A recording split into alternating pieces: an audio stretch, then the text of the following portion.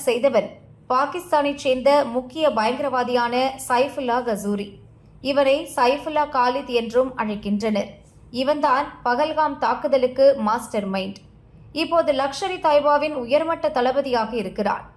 மும்பை தாக்குதல் மூளையாக இருந்த லஷ்கர்-இ-தொய்பா இணை நிறுவன தலைவரான ஹபீஸ் சயீதின் நெருங்கிய கூட்டாளியாகவும் சைஃபுல்லா இருக்கிறார்.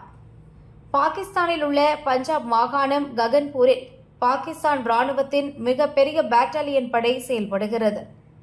அங்கிருந்தபடிதான் பகல்காம் தாக்குதல் பிளானை தயார் செய்திருக்கிறார்.